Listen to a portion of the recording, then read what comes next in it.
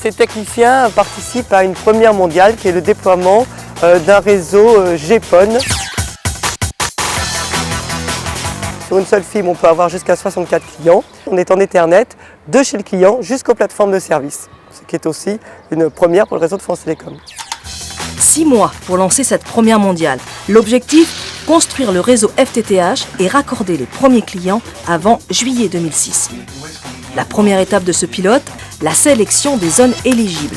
On a finalement retenu 6 arrondissements sur Paris et 5 communes dans les Hauts-de-Seine.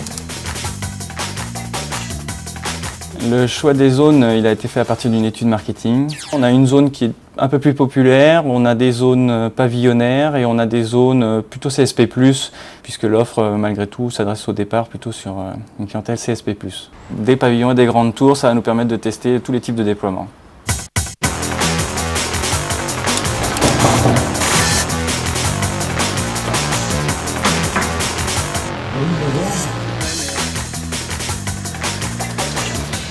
Autre critère pour affiner ce choix, la faisabilité technique. Exemple à Paris où des techniciens sont allés inspecter les 317 immeubles retenus a priori. Avec pour chaque visite un questionnaire bien précis à remplir.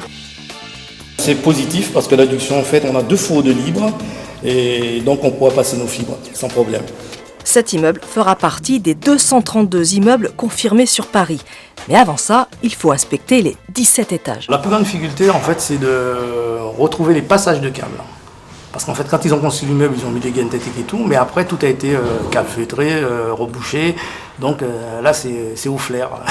Le processus de décision des syndics, il est très long et il est absolument indispensable d'anticiper la longueur de ce process. Il faut aller les voir, il faut les rencontrer, il faut leur présenter notre produit, il faut les rassurer sur le fait qu'on ne va pas saccager l'immeuble, qu'on va faire ça dans les règles de l'art, que c'est gratuit, que c'est innovant, que ça apporte un plus à l'immeuble, que ça valorise le patrimoine des copropriétaires. L'avant-première du très haut débit grâce à la technologie en fait, de la fibre optique. C'est une offre en fait innovante, un débit pouvant aller jusqu'à 100 mégas, de la télévision haute définition, téléphonie illimitée et de l'internet à très haut débit. Oui, vous avez reçu un dépliant de France Télécom. D'accord, je vous envoie ça. Et je vous souhaite une excellente fin de journée de la part de France Télécom. Nous avons mis en place des campagnes d'appel avec des horaires personnalisés, nous avons laissé des messages sur les répondeurs, nous avons redistribué des prospectus et nous avons également fait de l'affichage dans les halls d'immeubles pour arriver à toucher les gens, si ce n'est pas par téléphone, au moins par l'aspect visuel.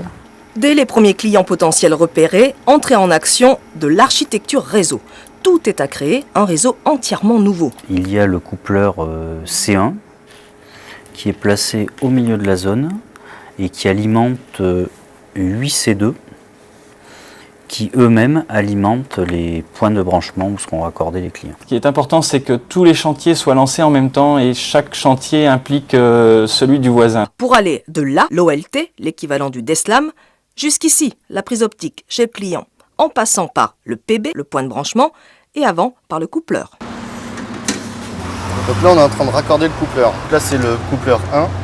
Donc c'est un coupleur qui part vers 8. Après, il y en a un deuxième en cascade. Donc ça sera encore un vers 8. Donc au final, une fibre au central, ça fera 64 clients potentiels. Ce coupleur, le C1, fait la jonction entre le transport et la distribution primaire. Pour son raccordement, on pratique une épissure par fusion.